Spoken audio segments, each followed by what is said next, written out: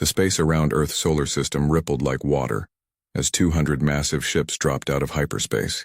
Each vessel stretched over a mile long, their hulls made of what looked like purple crystal that caught and reflected the distant light of stars. They moved in perfect formation, like a school of deadly fish swimming through the black ocean of space. Admiral Zixathera stood on the bridge of the largest ship, the Eternal Supremacy. Her forearms moved gracefully as she studied the holographic displays floating in front of her. The Cathar had conquered 47 star systems in the past century. Each time had been the same. They arrived, the local species saw their overwhelming force, and surrender followed within hours. "Admiral, we are detecting a single vessel approaching from the inner system," reported her tactical officer, his voice carrying the musical tones typical of their species. "It appears to be primitive." Zixathera's large, multifaceted eyes focused on the display. The human ship looked nothing like the sleek vessels of the Cathar fleet. Where their ships flowed like living creatures, this thing looked like someone had welded metal boxes together. Gray armor plates covered its hull in overlapping layers. Thick supports and external pipes ran along its sides. Chemical rocket engines glowed orange at its rear. "This is what the humans send to face us?" Zixathera asked, her voice filled with amusement. "A single ship that looks like it was built in a scrapyard?" The bridge crew laughed, their musical voices creating a harmony of mockery. The tactical officer brought up detailed scans of the approaching vessel. "Admiral, our sensors show the hull is made of simple iron and steel alloys. They appear to use chemical explosives for weapons and basic rocket fuel for propulsion. The construction methods are crude." Zixathera examined the readings more closely. The human ship, which their computers identified as the UES Defiance, was held together with millions of metal bolts and welds. Thick armor plates were layered like scales on a fish, each one secured with massive rivets. External weapon turrets jutted out at odd angles. Antenna arrays and sensor equipment created a forest of metal spikes across its surface. "Look at this construction," she said, pointing to a section where the humans had clearly cut holes in the hull and then welded new sections in place. "They build their ships like we might repair a damaged cargo hauler. No elegance, no efficiency, just crude metal pounded into shape." Her engineering officer, a younger Cathar with bright blue markings on his carapace, studied the scans with professional interest. "Admiral, they appear to have multiple redundant systems for everything. 3 separate power cores, 6 different communication arrays, and armor that is unnecessarily thick, wasteful," Zixathera declared. "They haven't learned that true strength comes from perfection, not from piling on more crude materials." The Cathar ships continued their approach, their crystalline hulls shimmering with the energy of their quantum-enhanced armor. Each vessel was a work of art, designed by the finest minds of their species. Their hulls could shift and adapt to different threats. Their weapons drew power directly from hyperspace. Their engines bent the laws of physics to move faster than light itself. "Open a communication channel to the human vessel," Zixathera ordered. "Let us see if these primitives can be made to see reason." The main display showed the bridge of the human ship. A woman sat in the captain's chair, wearing a simple blue uniform. Her hair was pulled back in a practical style, and her eyes were the color of Earth's oceans. Behind her, the human bridge looked as crude as their ship's exterior. Metal walls, physical switches and buttons, and displays that showed simple graphics instead of elegant holograms. "Primitive vessel, this is Admiral Zixathera of the Cathar Dominion," she began, her words automatically translated into the crude human language. "You stand before the might of 200 warships. Your single vessel appears to be held together with what your species might call spit and prayers. Surrender now, and your deaths will be swift." The human captain looked directly at the display, her expression calm. Behind her, other humans worked at their stations, their movements efficient but lacking the graceful beauty of Cathar crew members. "I am Captain Sarah Chen of the United Earthship Defiance," the woman replied. "You are in violation of human space. Turn your fleet around and leave, or we will be forced to defend our territory." Laughter filled the Cathar bridge. The communications officer enhanced the transmission so the entire fleet could hear the exchange. 200 ships worth of crews joined in the amusement. "Captain Chen," Zixathera said, still smiling, "perhaps your sensors are malfunctioning. We show 200 warships against your single vessel. Each of our ships could destroy a dozen vessels of your design." "Our sensors work just fine," Captain Chen replied. "We can see your ships clearly." "Very pretty. They look like they belong in a museum. This comment caused another wave of laughter from the Kethar fleet. Zixthera gestured to her tactical officer. Show her what she faces. The display changed to show the full Kethar formation. 200 crystalline ships arranged in perfect geometric patterns, their hulls glowing with contained energy. Weapons that could tear apart planets charged with barely restrained power. Shields that could deflect the radiation of stars shimmered around each vessel. These are not museum pieces, Captain, Zixthera said. These are the pinnacle of military engineering. Each ship represents 10,000 years of advancement. Your vessel looks like something my ancestors might have built when they first learned to work metal. Captain Chen studied the display for a long moment. Impressive, she said finally. Very advanced. Very efficient. Very delicate. Delicate? Zixthera's crest flared with indignation. Our ships are perfected instruments of war. If you say so, Captain Chen replied. But I noticed something interesting about your formation. Every ship looks exactly the same. Same design, same weapon, same everything. Very efficient, like you said. Unity of design creates unity of purpose, Zixthera stated proudly. Unlike your crude vessel with its mismatched components and jury-rigged repairs. Captain Chen smiled slightly. You know what we call a design that can't be modified or repaired in the field? We call it a weakness. The Kethar Admiral's forearms gestured dismissively. Your ship appears to have been repaired so many times that no original components remain. This is not strength. This is the work of primitives who cannot build properly the first time. Maybe, Captain Chen agreed. Or maybe it's the work of people who know that anything worth building is worth building to last. And worth building so it can be fixed when it breaks. Zixthera had heard enough. The human captain's calm confidence was beginning to irritate her. No primitive species should show such lack of proper fear when facing the might of the Dominion. Captain Chen, you have one final opportunity to surrender. Your ship is outnumbered 200 to 1. Your technology is centuries behind ours. Your vessel looks like it was assembled by blind children using random scrap metal. Save your crew the futility of hopeless battle. Captain Chen leaned back in her chair. Admiral, I appreciate the offer. Really, I do. But there's something you should know about humans before you make any assumptions about this fight. And what is that? Zixthera asked, her patience wearing thin. We've been building things to survive on Earth for a very long time, and Earth is not a gentle place. The communication ended, leaving the Kethar bridge in silence. Admiral Zixthera stared at the blank display where Captain Chen's image had been moments before. The human had cut the transmission, something no species had ever dared to do when facing the Kethar Dominion. Around the bridge, her officers exchanged glances of disbelief. Did that primitive just hang up on us? Asked the communications officer, his musical voice hitting a note of confusion. It would appear so, Zixthera replied, her crest flaring with colors that indicated both anger and amusement. Perhaps we should educate them about proper respect for their betters. She turned to her tactical officer. Continue scanning their vessel. I want to know everything about this crude construction. When we destroy it, I want the records to show exactly how primitive these humans truly are. The scans revealed more details about the UES Defiance. The ship was even more roughly built than they had first thought. Thick metal plates were welded on top of other thick metal plates. Internal bulkheads appeared to be designed to contain explosions rather than prevent them. The weapon systems looked like they belonged in a museum of ancient warfare. Admiral, the engineering officer reported, their primary weapons appear to be kinetic projectile launchers. They literally throw pieces of metal at their enemies. Laughter rippled across the bridge again. Kinetic weapons? Zixthera asked. What's next? Are they going to ram us with their ship? According to these readings, that might actually be their backup plan, the tactical officer said, studying his displays. Their hull is reinforced far beyond what should be necessary. It's like they expect to crash into things regularly. Zixthera activated the fleet-wide communication system. All ships, this is Admiral Zixthera. You are witnessing something remarkable today. The humans have sent a single vessel to face our entire fleet. This ship appears to have been built by creatures who have never heard of efficient engineering. Across the 200 ships of the Kethar fleet, crews gathered around displays to examine the human vessel. Comments flowed across the communication channels, each more mocking than the last. Look at those external weapon mounts, came a voice from the Swift Retribution. They're not even integrated into the hull design. Those aren't weapon mounts, Another voice replied from the Stellar Conquest.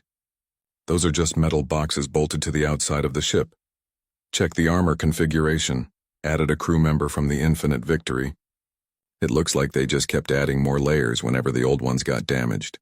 Zixthera listened to the commentary with growing amusement. What you are seeing, my fellow warriors, is what happens when a species never learns to build properly. Instead of creating elegant, efficient designs, they simply pile on more crude materials. She gestured to her science officer. Display the comparative analysis.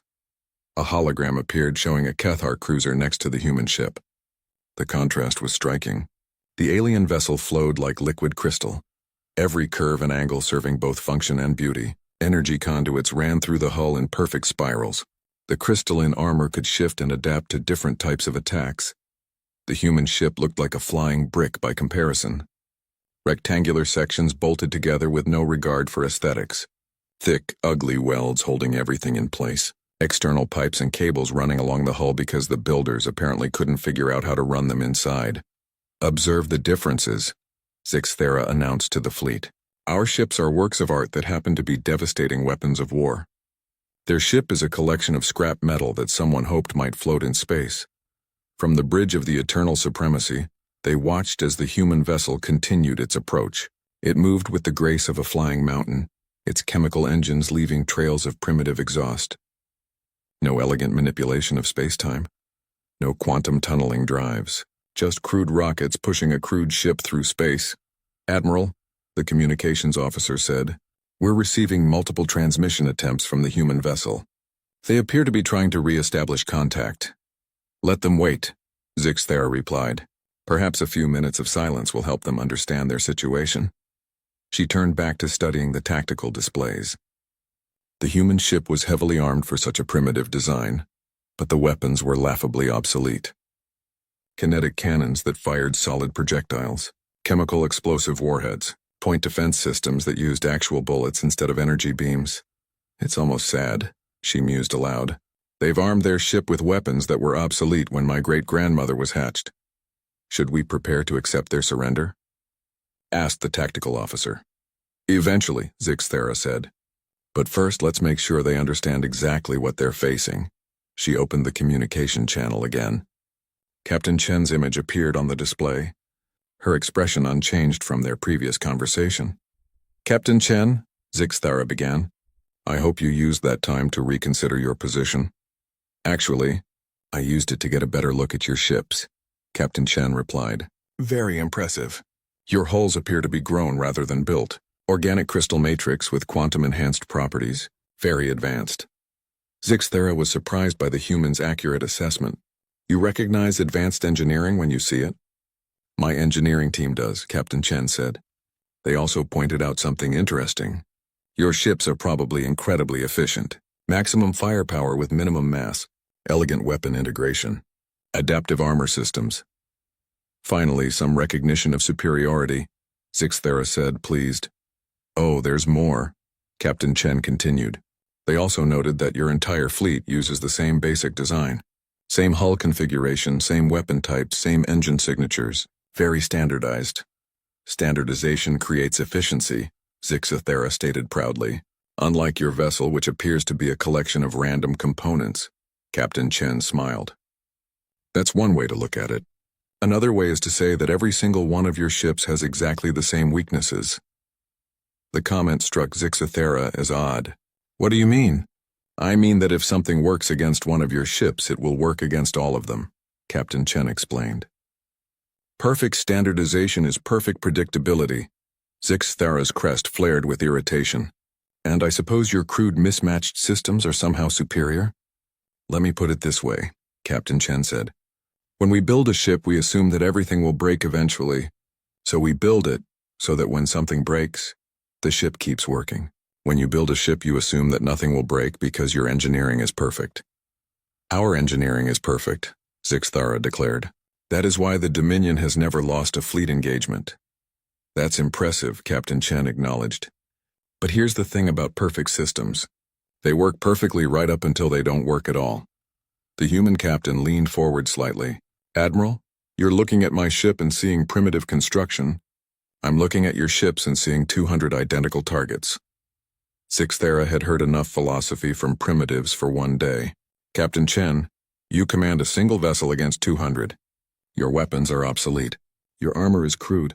Your engines are primitive. You cannot possibly believe you have any chance of victory. You're absolutely right about our technology. Captain Chen agreed. We're centuries behind you in most areas, but there's something you should understand about humans. And what is that? Captain Chen's expression grew serious. We didn't get to the stars by building perfect ships, Admiral. We got here by building ships that refuse to die. Admiral Zixthara decided that enough words had been exchanged. The humans had shown remarkable stubbornness for such a primitive species, but stubbornness would not deflect plasma cannons or quantum disruptors. All ships, assume attack formation, she commanded. The 200 vessels of the Cathar fleet moved like a school of crystal fish, each ship taking its precise position in the deadly pattern they had perfected over centuries of conquest. The formation was beautiful to watch. Ships arranged in geometric perfection, their movements coordinated by quantum-linked computers.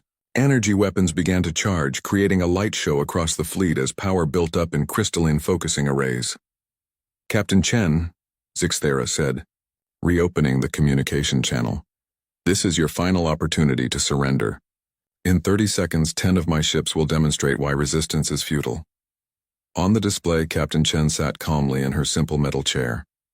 Behind her, human crew members worked at their stations with quiet efficiency. No panic, no fear, just professional focus. I understand, Admiral, Captain Chen replied. But before you begin, I'd like to share something with you. Something about Earth. Zixthara was curious despite herself. Proceed. Earth is what we call a death world, Captain Chen began. The gravity is crushing. The atmosphere is corrosive.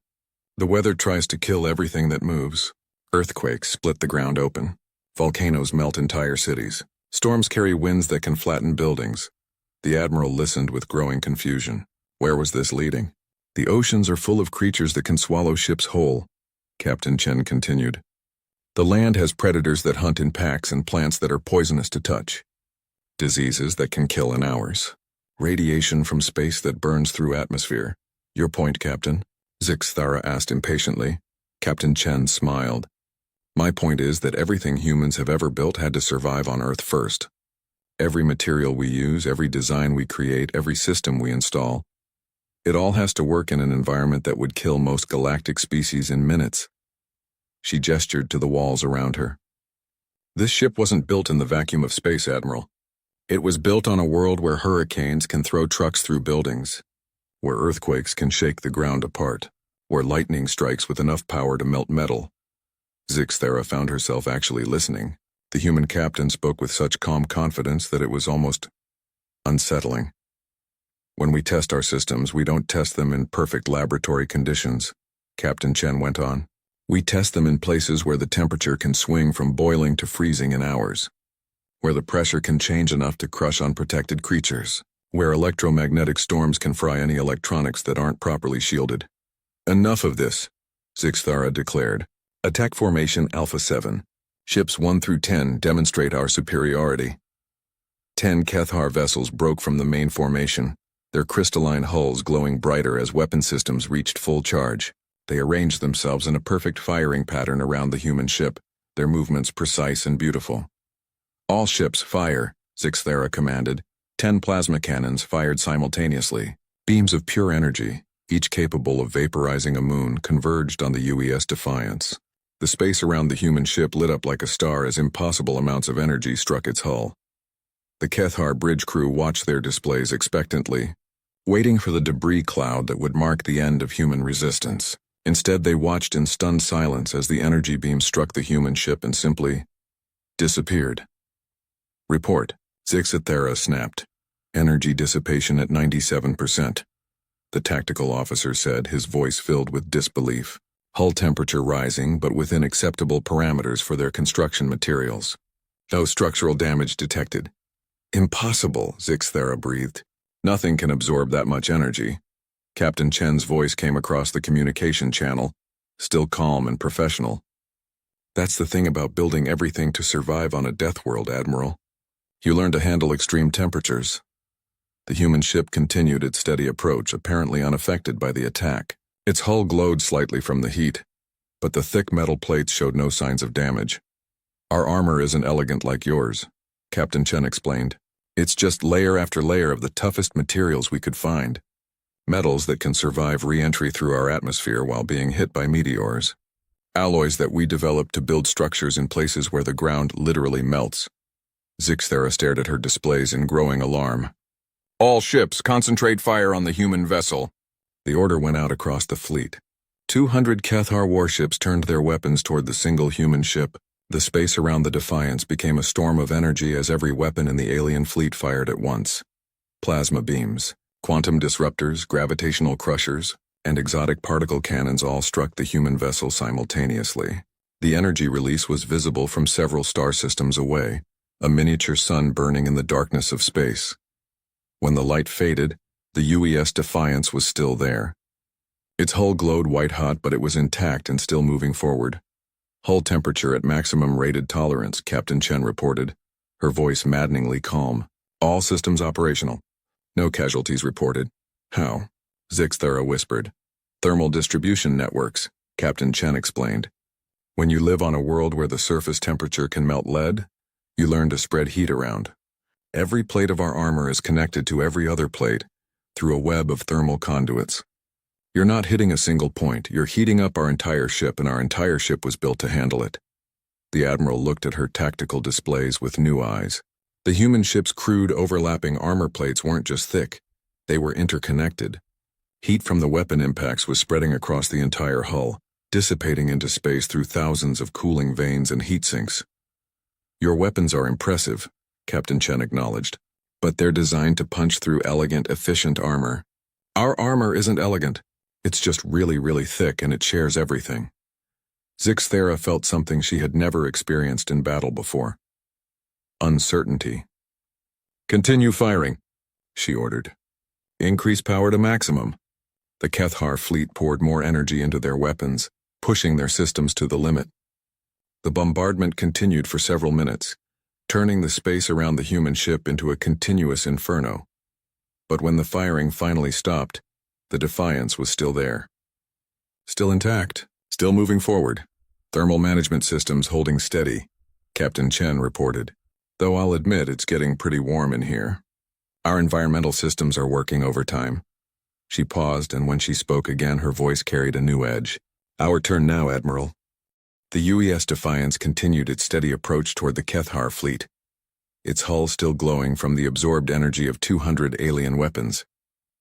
Admiral Zixthera stared at her displays, trying to understand how a primitive vessel could survive the concentrated firepower of the entire Dominion fleet. All ships maintain firing pattern, she commanded, though doubt was creeping into her voice. Continue bombardment until that ship is destroyed. The crystalline vessels poured more energy into their weapons, but the results were the same. The human ship absorbed the attacks like a metal sponge, its thick armor plates distributing the heat across its entire structure. Captain Chen's voice came across the communication channel again. Admiral, while you're trying to melt our ship, let me explain something about human engineering philosophy. I don't want to hear any more of your primitive theories, Zixthera snapped. Too bad, Captain Chen replied cheerfully. You see, you keep calling our construction crude and primitive. But there's a difference between crude and simple. And there's a big difference between simple and stupid. The human ship was now close enough that the Cathar sensors could pick up fine details of its construction. What they saw was disturbing. Every system appeared to have multiple backups. Every critical component was built with redundant alternatives. The ship looked like it had been designed by engineers who expected everything to break multiple times. Your ships are beautiful, Captain Chen continued. Perfect integration between systems, maximum efficiency. Every component precisely calibrated to work with every other component. Very impressive. Mock us all you want, Zixthera said. Your ship still cannot harm us. Actually, it can, Captain Chen said calmly. But let me finish explaining the difference between our approaches first. You build ships like works of art. We build ships like tools. She gestured to something off-screen. When you design a perfect system, you create something beautiful and efficient, but you also create something fragile. If any part of your perfect system fails, the whole thing stops working.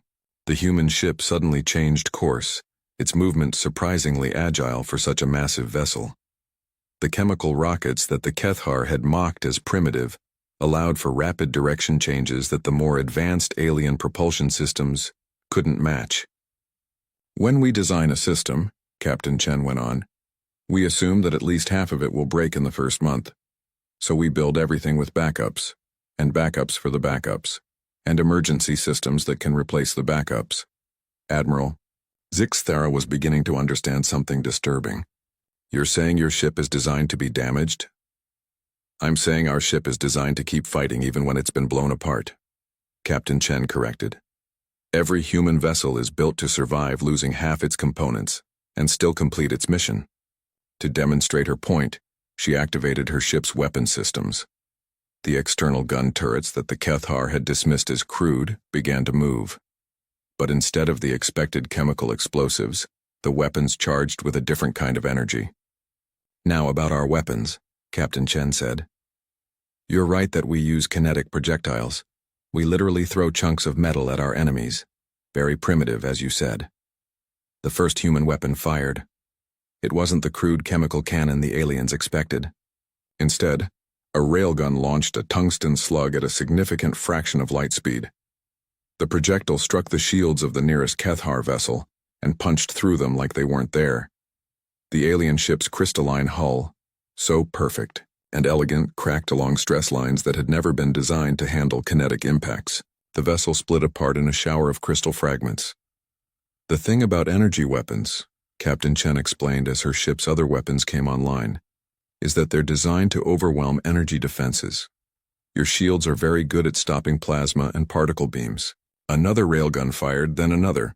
Each shot destroyed a Kethar vessel with terrifying efficiency. The alien ships built for energy warfare had no defense against solid projectiles moving at relativistic speeds. But kinetic weapons don't care about your energy shields, Captain Chen continued.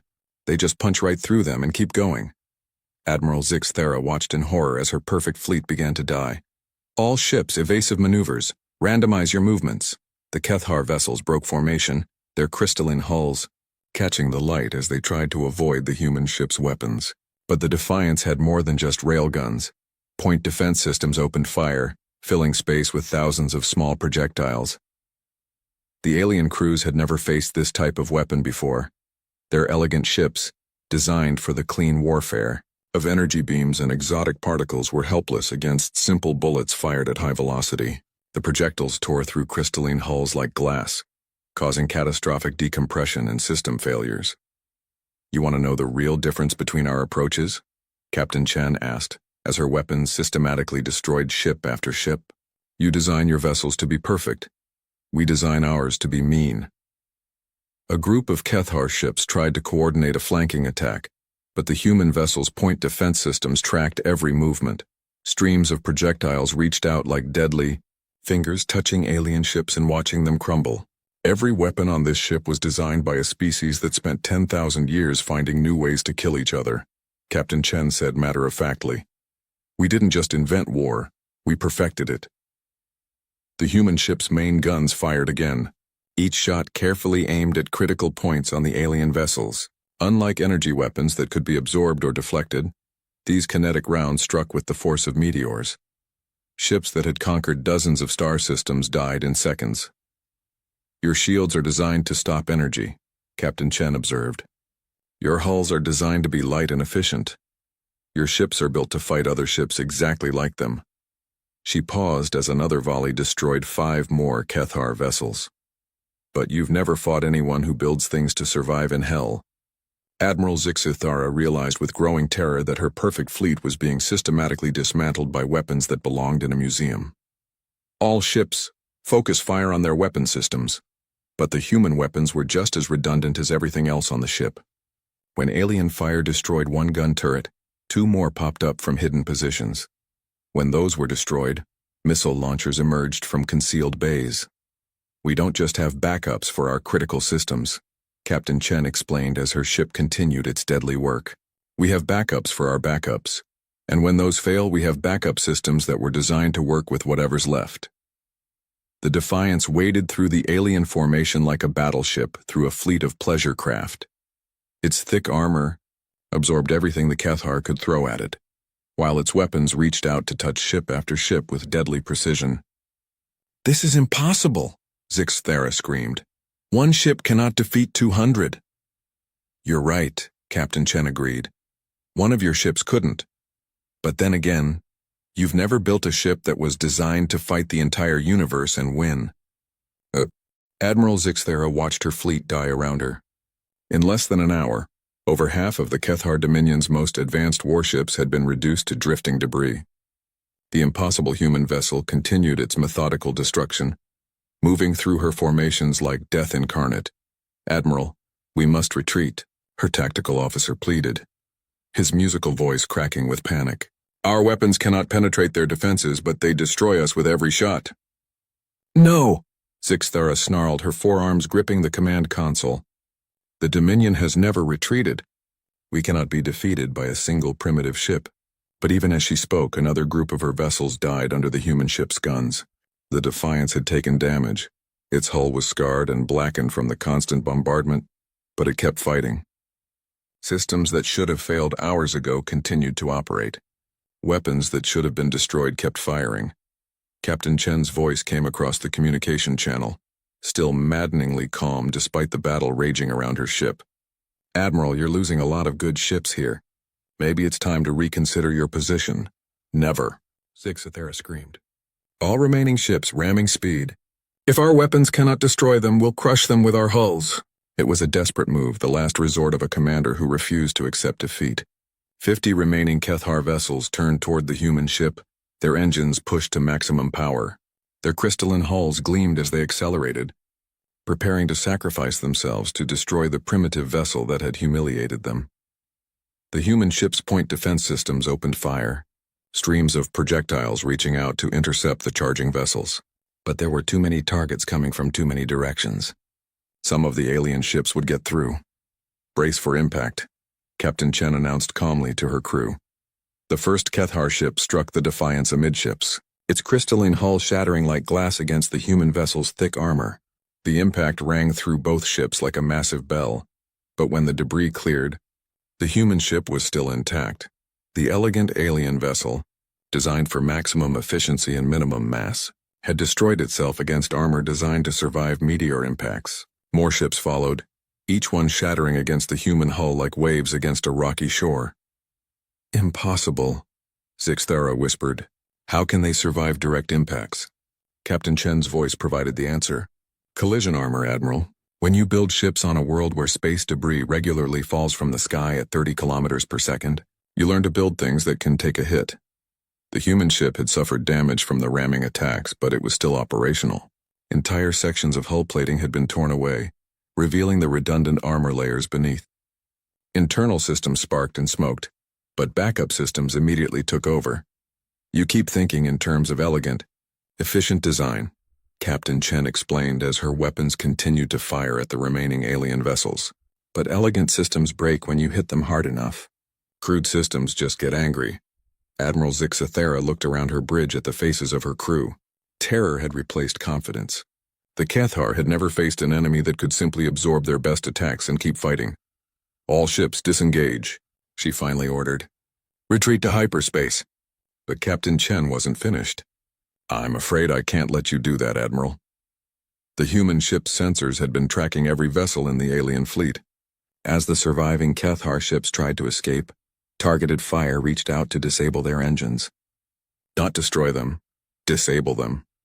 You came here to conquer human space," Captain Chen said, her voice taking on a harder edge. "You threatened to kill innocent people.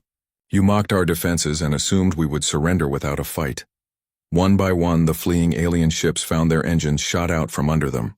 They drifted helplessly in space, their crews trapped aboard vessels that could no longer maneuver.